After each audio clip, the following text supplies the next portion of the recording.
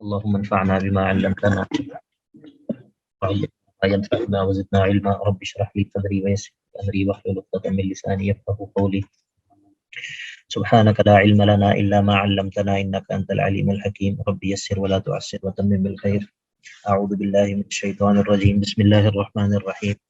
انما يستأذنك الذين لا يؤمنون بالله واليوم الاخر وارتابت قلوبهم فهم في ريبهم يترددون ولو ارادوا الخروج لاعدوا له عدة ولكن كره الله بعاثهم فثبتهم وقيل اقعدوا مع القاعدين.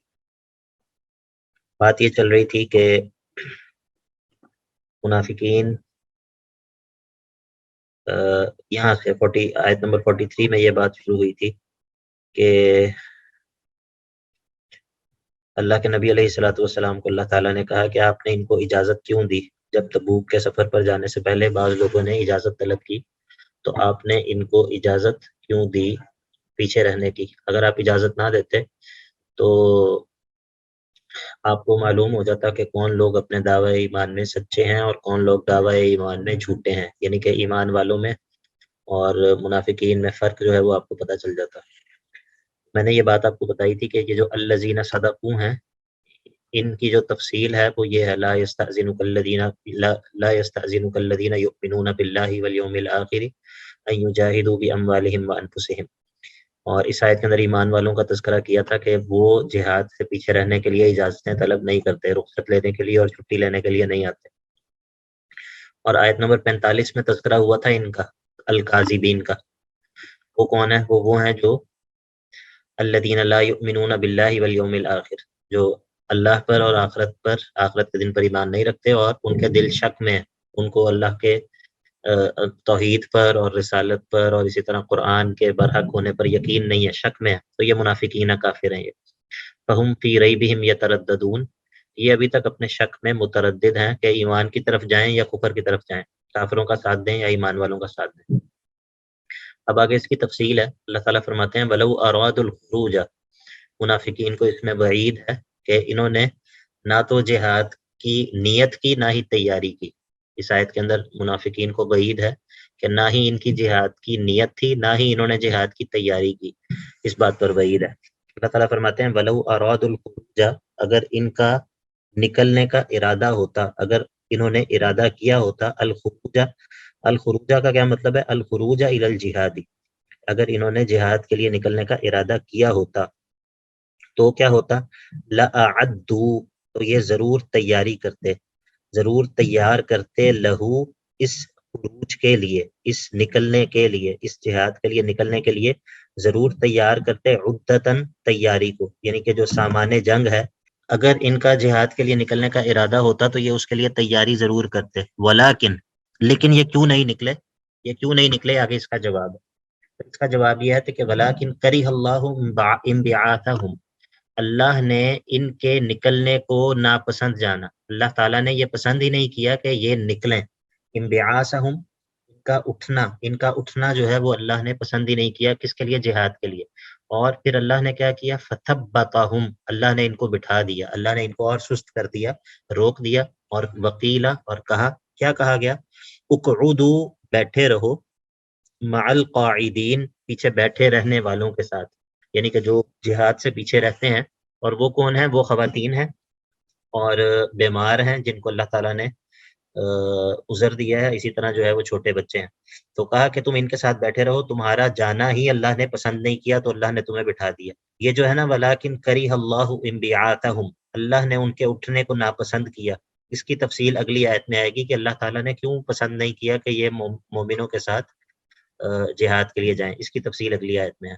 اور وہ کیا ہے؟ وہ یہ ہے کہ لو خرجوا فیکم، اگر یہ نکلتے بھی، اگر یہ تمہارے ساتھ نکلتے بھی، فیکم معکم کے معنی میں ہے، یا تو فیکم معکم کے معنی میں ہے یا پھر فیکم ای فی جیشکم، ٹھیک ہے، لو خرجوا فی جیشکم، یا تو اس کو فی کو ہم مع کے معنی میں کریں گے، لو خرجوا معکم، اگر یہ تمہارے ساتھ نکلتے، یا پھر ہم فی کے بعد جو ایک مضاف ہے وہ محذوف نکالیں گے، وہ کیا ہے؟ فی جیشکم، اگر یہ تمہارے لشکر میں نکلتے تو ما زادوکم، مت زیادہ کرتے تمہیں، الا خبالا، مگر نقصان میں ہی، اگر یہ تمہارے ساتھ نکلتے بھی تو تمہیں نقصان میں ہی زیادہ کرتے، اگر یہ تمہارے ساتھ جاتے تو تمہارے نقصان میں ہی زیادتی کا باعث ہوتے، اور کیا کرتے، ولا اوزعوا، اور یہ کوشش کرتے، اوزعوا کا ویسے معنی دوڑنا، لیکن کوشش کرتے خلالکم، تمہارے لشکر میں، تمہارے لشکر کے درمیان میں، کس چیز کی، یبغونکم الفتنہ،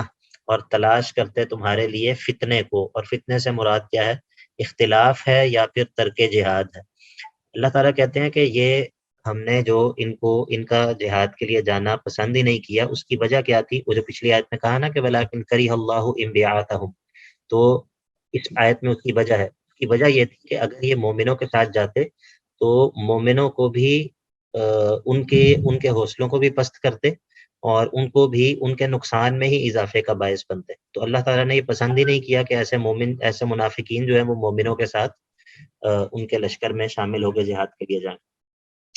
لیکن پھر اس چیز کی بھی اللہ تعالیٰ نے خبر دے دی کہ ایسی بات نہیں ہے کہ سارے منافقین ہی ایسے ہیں جو مدینہ میں رہ گئے، نہیں، تمہارے اندر بعض منافقین کے جاسوس شامل ہیں، تمہارے اندر بعض منافقین کے جاسوس جو ہیں وہ شامل ہیں۔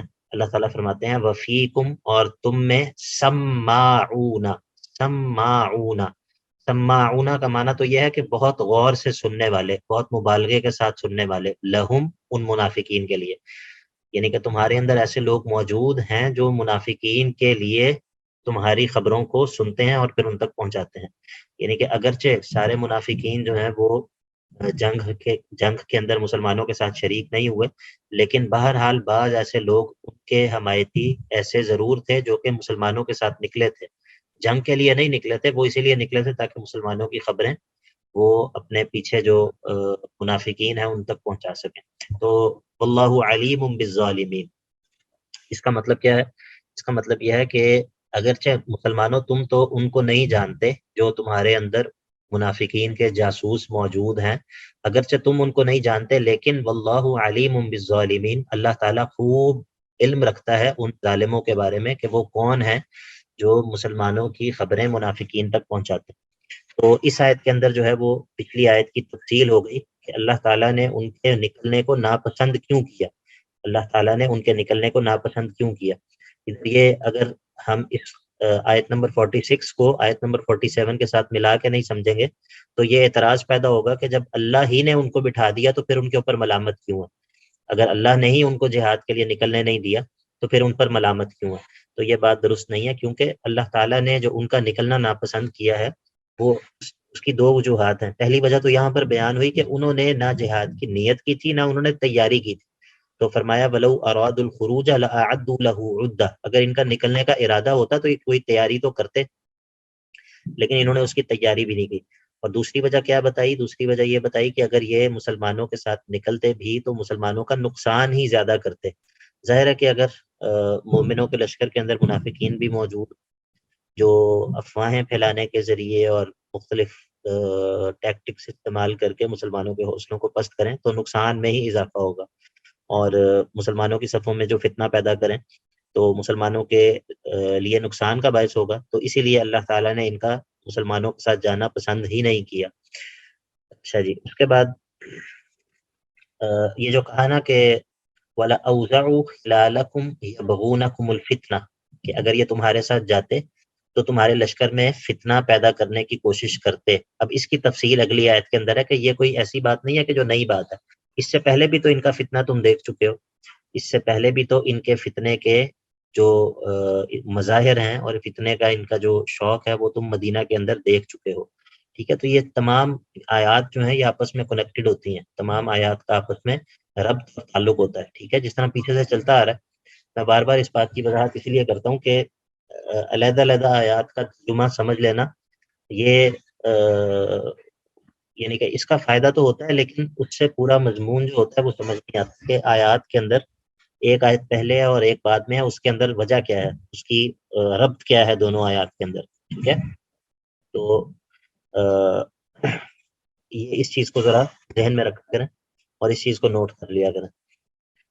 تو جب یہ کہا کہ وَلَا أَوْزَعُوا خِلَالَكُمْ يَبْغُونَكُمُ الْفِتْنَةَ، تو اب اس فتنے کی مثال ذکر ہوگی، اور یہ بات ذکر ہوگی کہ یہ فتنہ ان کی پرانی عادت ہے، فتنہ جو ہے وہ کوئی نئی بات نہیں ہے، ان سے کچھ بھی مطلوب ہے۔ اور اسی طرح اس آیت کے اندر بھی وعید ہے تو اللہ تعالیٰ فرماتے ہیں لَقَدِ ابْتَغَوُا الْفِتْنَةَ مِن قَبْلُ، اور یقیناً انہوں نے کوشش کی ہے فتنے کی، من قبل یعنی کہ من قبل ھذا، اس جنگ تبوک سے پہلے بھی تو انہوں نے فتنوں کی بھرپور کوشش کی ہے۔ اور مراد کیا ہے اس سے؟ مراد وہ پچھلے غزوات ہیں جو مسلمانوں کے ہوئے غزوہ تبوک سے پہلے، تو ہر موقع کے اوپر منافقین نے مسلمانوں کے خلاف فتنے کی اور مسلمانوں کو نقصان پہنچانے کی کوشش کی۔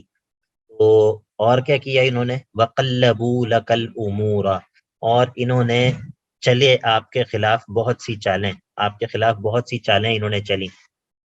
اس سے مراد ان کا کیا ہے؟ اس سے مراد جس طرح انہوں نے اللہ کے نبی علیہ الصلوۃ والسلام کو قتل کرنے کی سازش بھی کی، اور اسی طرح دوسری بھی جو اللہ کے نبی علیہ الصلوۃ والسلام کے خلاف چالیں کرتے تھے، اسی طرح جنگ بدر کے موقع پہ، جنگ احد کے موقع پہ ان کے 300 لوگ جو ہیں وہ مسلمانوں کے لشکر کو چھوڑ کے واپس آ گئے۔ تو اسی طرح سیدہ عائشہ رضی اللہ تعالیٰ عنہ پہ جو ان لوگوں نے بہتان لگایا، تو یہ ساری چیزیں جو ہیں یہ پہلے سے آپ ان کو جانتے ہیں۔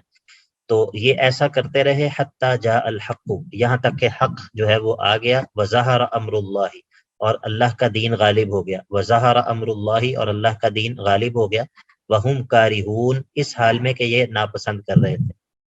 تو ظاہرہ کا ایک معنی تو ہوتا ہے جو ظاہر ہونا، لیکن ظاہرہ کا ایک معنی جو ہے وہ غالب ہونا بھی ہوتا ہے، جس طرح اس آیت میں ہے کہ والذی ارسل رسولہ بالہدی ودین الحق لیظہرہ علی الدین کلہ، لیظہرہ علی الدین کلہ۔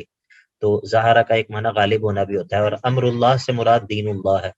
تو اللہ کا دین جو ہے وہ غالب ہو گیا، وہم کارہون، اور وہ اس کو ناپسند کر رہے تھے، کیونکہ منافقین جو ہوتے ہیں، منافقین کو اسلام کی عزت جو ہے وہ ہمیشہ ان کو بری لگتی ہے، اور منافقین کی آسان نشانی یہ ہے، منافقین کو پہچاننا جو ہے وہ اس کی آسان طریقہ اس کا یہ ہے کہ جب ایمان والوں پہ کوئی مصیبت آتی ہے یا ایمان والوں پہ کوئی آفت آتی ہے تو وہ مسلمانوں کا ہی مذاق اڑاتے ہیں کہ دیکھا ہم تو تمہیں پہلے کہتے تھے کہ اس طرح نہ کرو، اگر اس طرح کرو گے تو کافر جو ہے وہ تمہیں کہیں کا نہیں چھوڑیں گے، اور دیکھا ہم تو پہلے تمہیں کہتے تھے کہ تم جو ہے وہ اس نقصان کا شکار ہو جاؤ گے۔ اور جب کفار کو کوئی تکلیف پہنچے گی یا کفار کو کوئی نقصان پہنچے گا تو یہ کفار کے غم میں سب سے زیادہ کافروں سے بھی بڑھ کے آنسو بہائیں گے۔ یہ منافقین کی عام نشانی ہے، اور ہر دور کے اندر منافقین کو اس کے ذریعے پہچانا جا سکتا ہے۔ اور یہ ایک غلط فہمی جو ہے یہ بھی اس کو بھی دور کر لینا چاہیے۔ بعض لوگ یہ سمجھتے ہیں کہ منافقین اللہ کے نبی کے دور میں تو موجود تھے، لیکن آج کے دور میں منافقین موجود نہیں ہے، یعنی کہ جو خیر القرون تھا اللہ کے نبی کے دور میں اور صحابہ کے دور میں، اس دور میں تو منافقین تھے جو بہترین زمانہ تھا، اور آج کے دور میں جو ہے وہ منافقین کا کوئی وجود نہیں ہے۔ نہیں، ایسی بات نہیں ہے، آج کے دور میں بھی منافقین ہیں، اور ان کی بہت ساری علامات ہم وہ پڑھ رہے ہیں جس طرح سورہ توبہ کے اندر، تو ان علامات کے ذریعے منافقین کو پہچانا جا سکتا ہے اور اپنا جائزہ بھی لیا جا سکتا ہے کہ ہم کہیں ان لوگوں میں سے تو نہیں ہیں۔ یہ جو میں نے آپ کو نشانی بتائی نا کہ یہ مسلمانوں کو تکلیف پہنچے تو بہت خوش ہوتے ہیں، یہ بھی آگے ذکر ہوگی انشاءاللہ۔ تو منہم، اور ان میں سے بعض ایسے ہیں، اس آیت کے اندر بھی بعید ہے ان لوگوں کے لیے جو تبوک سے پیچھے رہ جانے والے منافقین ہیں۔ ومنہم، اور ان میں سے بعض ایسے ہیں، من یقول، جو یہ کہتے ہیں، اذن لی ولا تفتنی، پہلے عمومی اجازت کا تذکرہ ہوا، وہ لوگ جو جہاد سے پیچھے رہنے کی عمومی اجازت مانگتے ہیں وہ تو عمومی منافقین ہیں، لیکن منافقین میں اندر بھی سارے منافقین ایک طرح کے نہیں ہیں، بعض منافقین جو ہیں وہ نفاق کے اندر اعلیٰ درجے پہ فائز ہیں، تو ان کا تذکرہ ہے۔ یہ وہ ہیں جو پیچھے رہنے کی اجازت بھی مانگتے ہیں اور جہاد کو فتنہ بھی کہتے ہیں۔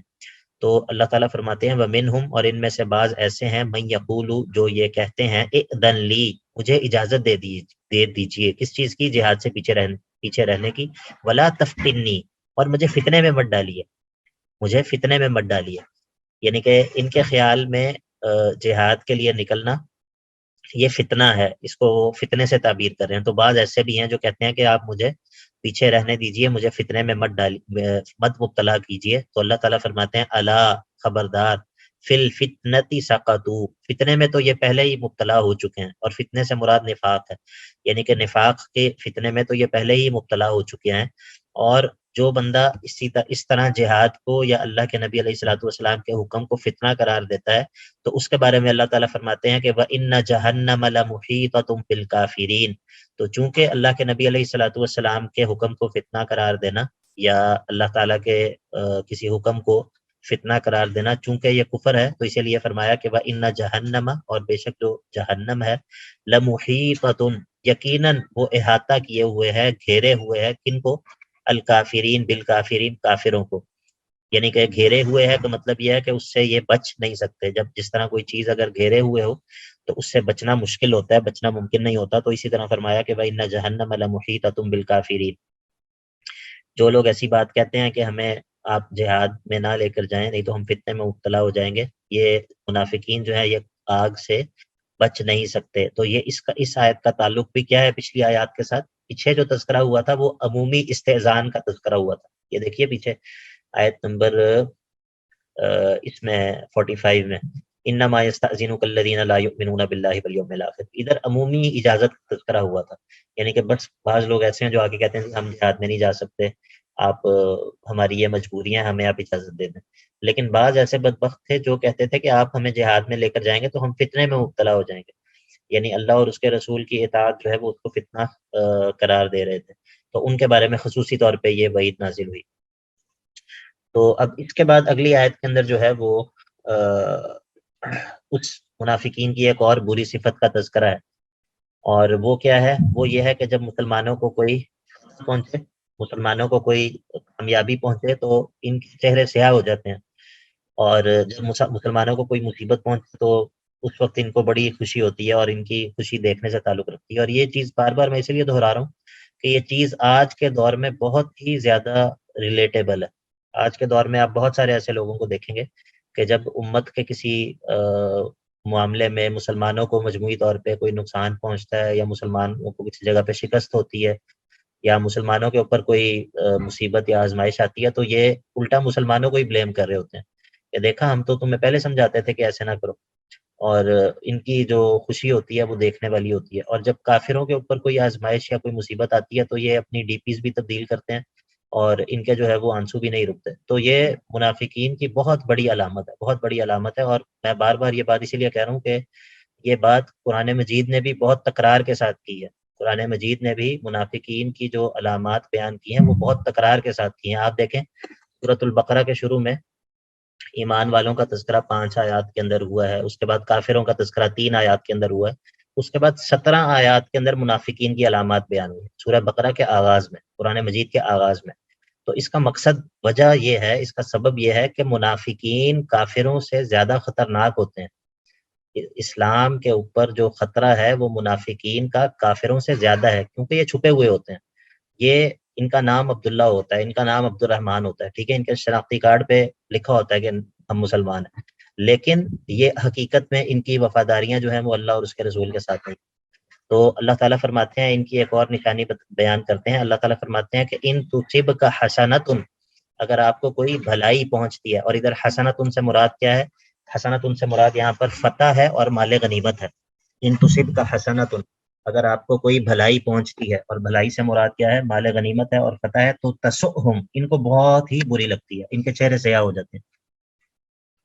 اور وَإِن تُصِبْكَ مُصِیبَةٌ، اور اگر آپ کو کوئی مصیبت پہنچتی ہے، اگر مسلمانوں کی کوئی شہادتیں ہو جاتی ہیں جس طرح احد میں ہوئی، یا مسلمانوں کے اوپر کوئی آفت آ جاتی ہے، تو پھر کیا کہتے ہیں؟ یقولو، یا منافق کہتے ہیں، قد اخذنا امرنا من قبل، ہم نے تو پہلے ہی اپنا بچاؤ کا سامان کر لیا تھا، ہم نے تو پہلے ہی اپنی تدبیر جو ہے وہ اختیار کر لی تھی، شکر ہے ہم بچ گئے. وَيَتَوَلَّوْا، اور یہ پھرتے ہیں، کس حال میں پھرتے ہیں؟ وَهُمْ فَرِحُونَ، کہ یہ بہت ہی خوش ہوتے ہیں. مسلمانوں کے اوپر جب آفت یا مصیبت یا آزمائش آتی ہے تو یہ انتہائی خوشی کے ساتھ جو ہے نا، ایک تو ادھر یہ کام بھی کرتے ہیں جس کو ہم کہتے ہیں نا وکٹم بلیمنگ، کہ قد اخذنا امرنا من قبل، دیکھا تم نے تو پہلے تدبیر ہی نہیں کی تھی، ہم نے تو پہلے اپنی تدبیر اور اپنا بچاؤ کر لیا تھا، اب تمہارے ساتھ جو ہوا دیکھا ہم تو تمہیں پہلے سمجھاتے تھے. اور وَيَتَوَلَّوْا وَهُمْ فَرِحُونَ، اور بڑی خوشی کے ساتھ جو ہے وہ وہاں سے پھر جاتے ہیں. تو یہ جو قرآن مجید کی آیات ہیں، یہ واقعتاً مجھے تو ان آیات کے ساتھ بہت ہی زیادہ جو ہے نا وہ بہت سارے مواقع کے اوپر بہت زیادہ مناسبت نظر آتی ہے اپنے دور کے اندر بھی. تو اب اس اعتراض کے دو جوابات اللہ رب العزت ذکر کریں گے، منافقین کے اس اعتراض اور ان کے اس رویے کے اوپر دو جوابات. ٹھیک ہے جی، سن رہے ہیں سارے، جاگ رہے ہیں؟ جی شیخ صاحب. جی سر. اچھا جی، پہلا جواب کیا ہے؟ پہلا جواب یہ ہے کہ منافقین کو کہو کہ قل، اے نبی صلی اللہ علیہ وسلم آپ کہہ دیجئے لن یصیبنا، جب یہ آپ پہنچنے والی مصیبت خوش ہوں تو آپ ان کو کہیے کہ لن یصیبنا، ہمیں ہرگز بھی کوئی چیز نہیں پہنچتی الا مگر ما کتب اللہ لنا، وہ چیز پہنچتی ہے کہ جو اللہ نے ہمارے لیے لکھ رکھی ہوتی ہے. ہمیں جو بھی مصیبت پہنچتی ہے وہ ہمارے اللہ نے ہمارے لیے پہلے سے لکھ رکھی ہوتی ہے، اور ہوا مولانا، سبحان اللہ، وہ ہمارا مولا ہے، وہ ہمارا ناصر ہے، وہ ہمارا ولی ہے، ہمارا دوست ہے، ہمارا مددگار ہے. یعنی کہ جب تمہیں کوئی مصیبت پہنچے اور کچھ مصیبت منافقین تمہارا ٹھٹا اڑائیں، تمہارا مذاق اڑائیں یا خوشی کا اظہار کریں، تو ان کو بتاؤ کہ یہ ہم پر جو آزمائش یا مصیبت آئی ہے یہ تو ہمارے رب نے پہلے سے لکھ رکھی تھی، اور جب یہ ہمارے اوپر آ گئی تو ہم اس کے اوپر راضی ہیں، ہم اس کے اوپر اللہ کی تقدیر کے اوپر ہم راضی ہیں. یہ اس اللہ نے ہمارے لیے پہلے سے لکھ رکھی تھی جو ہمارا مولا ہے. ٹھیک ہے، اور وعلی اللہ فلیتوکل المؤمنون، اور اسی اللہ پر چاہیے کہ ایمان والے اسی پر اعتماد کریں، اسی پر توکل کریں، اسی پر بھروسہ کریں. تو یہ پہلا جواب ہے. آپ کو پہلے جواب کی سمجھ آئی؟ کون بتائے گا؟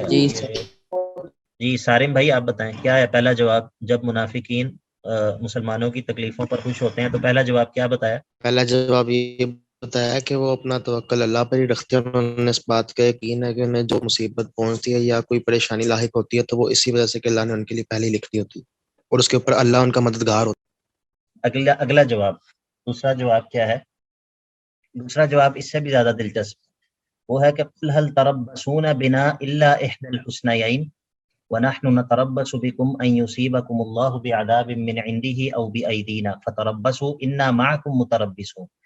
تو دوسرا جواب یہ ہے کہ آپ ان کو یہ کہیں کہ تم ہمارے بارے میں، تم اپنے زعم میں یہ سمجھتے ہو کہ ہمارے بارے میں بری خبر کا انتظار کر رہے ہو، لیکن اصل میں ہمارے بارے میں تم دو اچھی خبروں میں سے کسی ایک خبر کا ہی انتظار کر رہے ہو، کہ یا تو ہمیں فتح ملے گی یا پھر ہمیں شہادت ہوگی.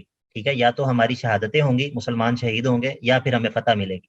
تو تمہاری نظر میں شہادتیں ہونا مسلمانوں کا نقصان ہے، لیکن حقیقت میں تم دو بھلائیوں میں سے کسی ایک بھلائی کا ہی انتظار کر رہے ہو. ٹھیک ہے، تو مسلمانوں کا معاملہ دونوں صورتوں میں وہ حسنیین ہی ہے، یعنی کہ دونوں صورتوں میں مسلمانوں کے لیے الحسنہ ہی ہے، اچھائی ہی ہے. لیکن مسئلہ تمہارا ہے کہ تمہیں یا تو اللہ تعالیٰ اس دنیا میں ہمارے ہاتھوں قتل کروائے گا، ہمارے ہاتھوں تمہیں عذاب دے گا، یا پھر اللہ تعالیٰ خود سے تمہیں عذاب دے گا. تو دونوں صورتوں میں خسارے کے اندر اور گھاٹے کے اندر تم رہو گے. مسلمان جو ہیں اگر انہیں کوئی آزمائش یا مصیبت بھی پہنچے گی اس صورت میں بھی ان کے لیے اجر ہے، اگر انہیں فتح بھی ملے گی تو اس صورت میں بھی ان کے لیے غنیمت ہے اور ان کے لیے اموال ہیں، اور اگر انہیں نقصان پہنچے گا تو اس صورت میں شہادت کا اجر ہے. تو اصل مسئلہ ہمارا نہیں، اصل مسئلہ تو تمہارا ہے. اور یہ بہت ہی زبردست اور زوردار جواب ہے. تو قل، اے نبی آپ یہ بھی کہہ دیجئے ان سے کہ حل تربصون بنا، یہاں پر حل جو ہے وہ لا کے معنی میں ہے. ویسے حل جو ہوتا ہے یہ سوالیہ جملہ ہوتا ہے، لیکن یہاں پر حل جو ہے وہ لا کے معنی میں ہے. قل هل تربصون بنا، یعنی کہ لا تربصون بنا، تم نہیں انتظار کر رہے ہمارے بارے میں، الا مگر کس چیز کا انتظار کر رہے ہو؟ احدى الحسنيين، دو بھلائیوں میں سے کسی ایک بھلائی کا. آپ کو سمجھ آئی اس بات کی؟ یہ جو ہے نا الا، یہ جو حرف استثناء ہے یہ اس بات کا قرینہ ہے کہ یہاں پر حل لا کے معنی میں ہے. حل جو ہے یہ لا کے معنی میں استعمال ہوتا ہے، اسی طرح حل جو ہے وہ قد کے معنی میں بھی استعمال ہوتا ہے قرآن مجید میں. تو قل آپ ان سے کہہ دیجئے حل تربصون بنا ای لا تربصون بنا، تم نہیں انتظار کر رہے ہمارے بارے میں کس چیز کا؟ الا احدى الحسنيين، مگر دو بھلائیوں میں سے ایک بھلائی کا. اور وہ کیا ہے؟ یا فتح ہے یا شہادت ہے. اور وَنَحْنُ نَتَرَبَّصُ بِكُمْ، اور ہم انتظار کر رہے ہیں تمہارے بارے میں کس چیز کا؟ أَن يُصِيبَكُمُ اللَّهُ بِعَذَابٍ مِّنْ عِنْدِهِ، اس چیز کا کہ اللہ تمہیں پہنچائے گا عذاب اپنی طرف سے، یا تو اللہ تمہیں عذاب دے گا، او بِأَيْدِينَا، یا ہمارے ہاتھوں تمہیں عذاب دے گا. تم ہمارے بارے میں دو چیزوں کا انتظار کر رہے ہو. ٹھیک ہے، اور ہمارے حق میں تو وہ دونوں چیزیں ہی اچھی ہیں، اور ہم تمہارے بارے میں بھی دو چیزوں کا انتظار کر رہے ہیں، اور وہ دونوں چیزیں تمہارے حق میں بری ہیں۔ وہ کیا ہے؟ یا تو اللہ تمہیں خود عذاب دے گا، اگر تم نفاق کی حالت میں مر گئے تو ظاہر ہے اللہ کا عذاب شروع ہو جائے گا، او بِأَیْدِینَا، یا دنیا کے اندر اللہ تمہیں ہمارے ہاتھوں جو ہے وہ قتل کروائے گا۔ تو فَتَرَبَّصُوا، بس انتظار کرو، اِنَّا مَعَکُم مُتَرَبِّصُونَ، ہم بھی تمہارے ساتھ انتظار کرنے والوں میں سے ہیں۔ تو یہ منافقین کا ایک رویہ اور ایک اعتراض اور اس کے دو جوابات، یہ تذکرہ کیے ہیں۔ اور اس کے بعد پھر اگلی آیت کے اندر کیا ہے؟ اگلی آیت کے اندر یہ ہے کہ ان منافقین کے اعمال جو ہیں وہ برباد ہیں، ان منافقین کے اعمال جو ہیں وہ برباد ہیں، ان اعمال کی کوئی حیثیت نہیں ہے۔ تو اللہ تعالیٰ فرماتے ہیں قل، اب ان سے یہ بھی کہہ دیجئے، انفقوا، تم خرچ کرو، طوعا او کرہن، چاہے خوشی سے چاہے ناپسندیدگی سے، تم جس طرح مرضی خرچ کرو، تم جس طرح مرضی خرچ کرو، چاہے خوشی سے خرچ کرو چاہے ناپسند کرتے ہوئے خرچ کرو، لن یتقبل منکم، تمہارے سے قبول نہیں کیا جائے گا، تمہارے سے تمہارا خرچ کرنا قبول نہیں کیا جائے گا۔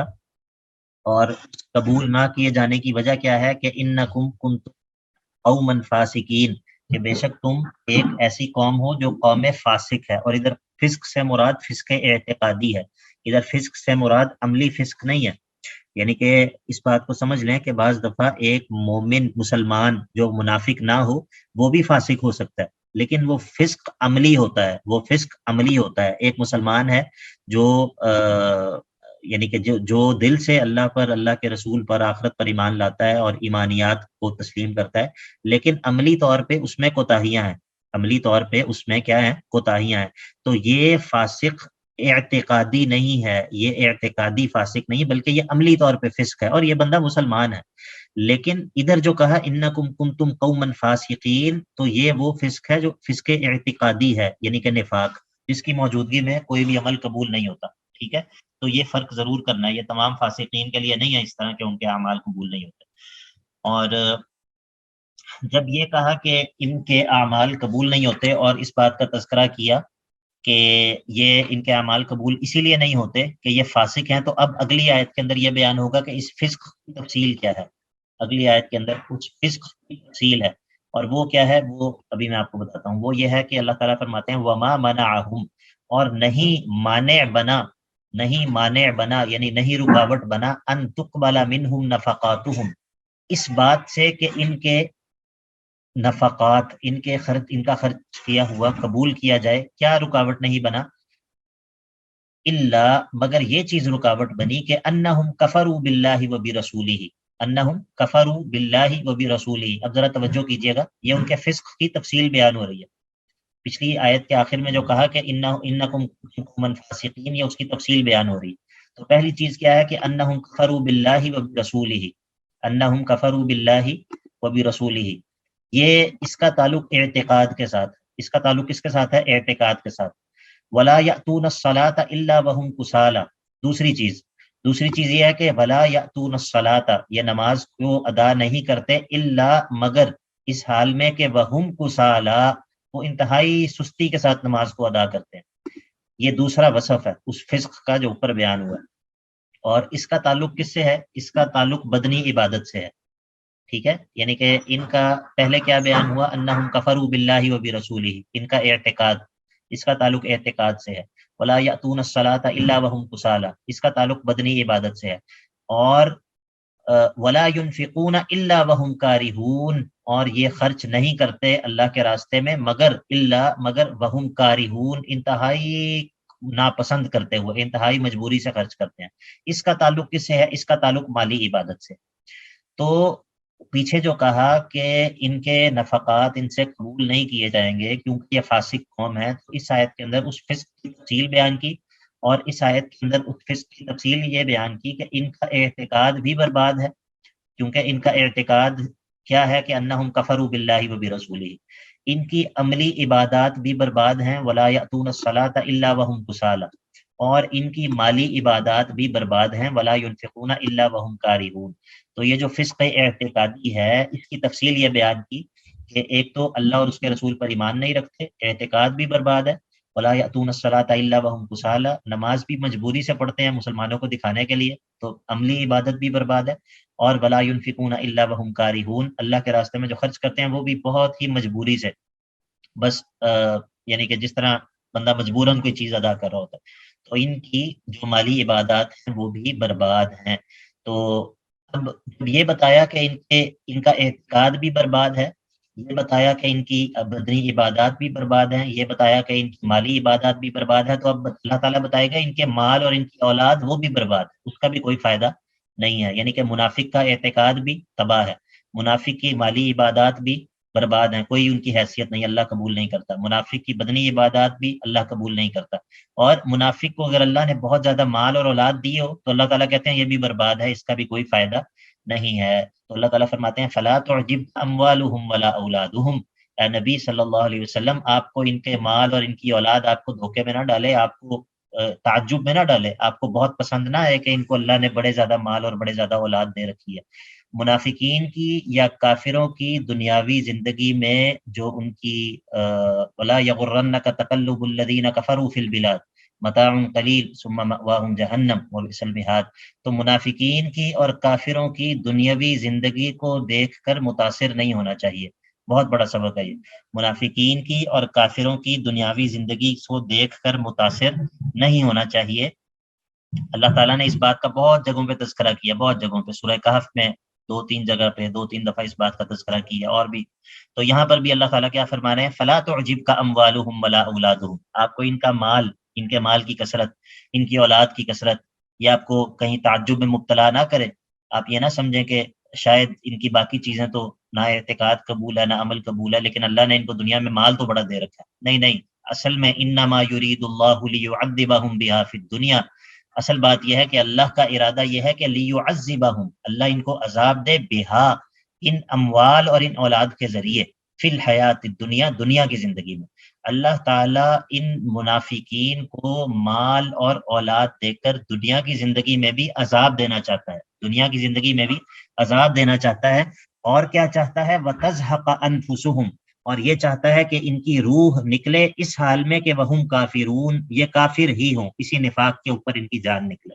تو مال اور اولاد کے ذریعے دنیا میں کس طرح اللہ تعالیٰ ان کو عذاب دیتا ہے، وہ اس طرح دیتا ہے کہ اپنی اولاد کو کھلانے کے لیے یہ ساری زندگی دوڑ دھوپ کرتے ہیں، مال کو اکٹھا کرنے کے لیے تھک جاتے ہیں، تھکا دیتے ہیں اپنے آپ کو، اور ایکسٹرا شفٹیں بھی لگانی پڑیں تو لگاتے ہیں، اور کیا کیا نہیں کرتے اس مال کو اکٹھا کرنے کے لیے، تو اصل میں یہ مال بھی ان کے لیے عذاب ہی کا سبب ہے، دنیاوی عذاب، اور اولاد بھی ان کے لیے، جس اولاد کو پالنے کے لیے، یا تو اس کی یہ صورت ہے کہ اولاد کو پالنے کے لیے ان کو بہت زیادہ پاپڑ بیلنے پڑتے ہیں اور اس میں یہ اللہ تعالیٰ ان کو تھکا دیتا ہے، یا پھر یہ صورت ہے کہ یہ اولاد ان کے لیے آزمائش کا باعث بن جاتی ہے، اولاد جو ہے وہ ان کے لیے جو ہے وہ تکلیف کا باعث بن جاتی ہے۔ اور دوسری صورت یہ ہے کہ اسی مال اور اولاد کی وجہ سے یہ سمجھتے رہتے ہیں کہ ہم بالکل درست راستے پر ہیں، ہم بالکل درست راستے پر ہیں، اچھا ہوا کہ ہم نے مسلمانوں کا ساتھ نہیں دیا، اچھا ہوا کہ ہم نے کافروں کا ساتھ دیا، دیکھا آج ہمارے پاس اتنی مال و دولت کی ریل پیل ہے اور مسلمان جو ہیں وہ ان کے گھر جو ہے وہ پیٹ بھر کر کھانے کے لیے روٹی بھی نہیں، تو اسی صورت حال میں یہ باقی رہتے ہیں یہاں تک کہ وَتَزْهَقَ أَنفُسُهُمْ وَهُمْ كَافِرُونَ، تو اس استدراج کی وجہ سے، اس مال و دولت کی جو اللہ تعالیٰ فراوانی دیتا ہے، اس کی وجہ سے ان کی جان جب نکلتی ہے تو یہ اسی کفر کی حالت میں ہوتے ہیں، اسی کفر کی حالت میں ان کی جان نکل جاتی ہے۔ تو اب یہ سورہ توبہ کی عجیب جو ہے یہ صورت ہے، اور اس کو انسان خاص طور پہ اگر اس کو انسان نماز کے اندر پڑھے تو بہت ہی زیادہ اس سے جو ہے وہ ایمان میں اضافہ ہوتا ہے۔ تو آپ دیکھیں کہ کس طرح اللہ تعالیٰ نے منافقین کے جو ہے نا وہ یعنی کہ پوری طرح پوسٹ مارٹم کر دیا منافقین کا، اور کس طرح کھول کھول کے ان کے اوصاف کو بیان کیا۔ اسی لیے اس سورت کا ایک نام فاضحہ بھی ہے، سورہ توبہ کا ایک نام فاضحہ بھی ہے، فاضحہ، فا اور اس کا جو روٹ ورڈ ہے وہ ہے فا، غاد اور ہا، مطلب ذلیل کر دینے والی، رسوا کر دینے والی، پردوں کو چاک کر دینے والی صورت، جس نے منافقین کے سارے پردوں کو جو ہے وہ چاک کر دیا، منافقین کی ساری اوصاف کو کھول کھول کے بیان کر دیا۔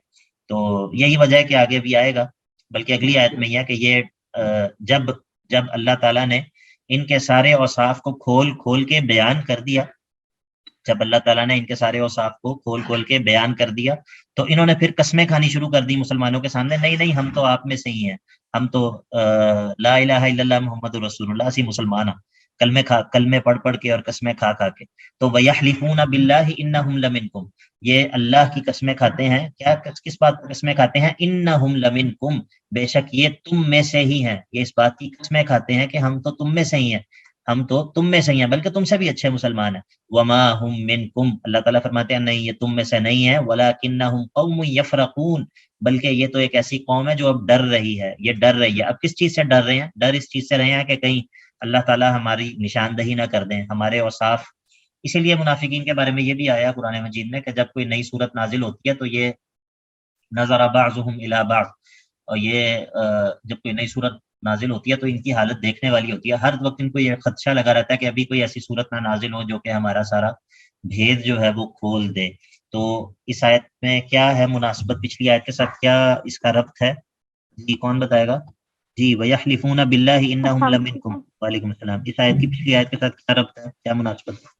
سر اس پوری صورت میں چونکہ منافقوں کے سارے پول کھول دی ہوئی ہیں تو جی اسی جی لیے اس میں یہی کہا گیا کہ جو منافقوں کو جب بھی کوئی نئی صورت آتی تھی تو ان کو یہی ڈر رہتا تھا کہ کہیں انہیں ذلیل نہ کر دیا ہاں، جائے۔ تو یہ مسلمانوں کے سامنے قسمیں کھاتے ہیں کہ ہم آپ میں سے ہی ہیں، ہم تو اللہ کی قسم ہم آپ کے ساتھ ہیں۔ اچھا جی، بسم اللہ الرحمن الرحیم۔ پچھلی آیت کے اندر جو کہا کہ ان ولکنہم قوم یفرقون، تو اب ان کے اس خوف کی تفصیل ہے۔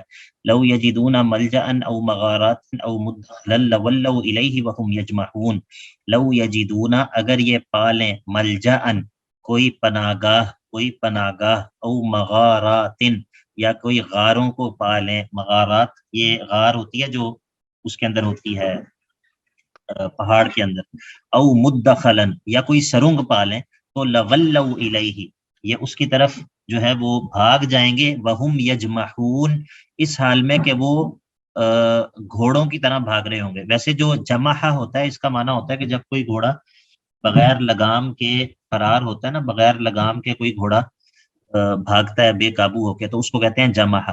تو ان کی اس کیفیت کو اس سے تشبیہ دی ہے کہ وہم یجمحون، یہ اس طرح بھاگ کے جو ہے وہ کہیں پر پناہ لے لیں، ان کے خوف کا یہ عالم ہے۔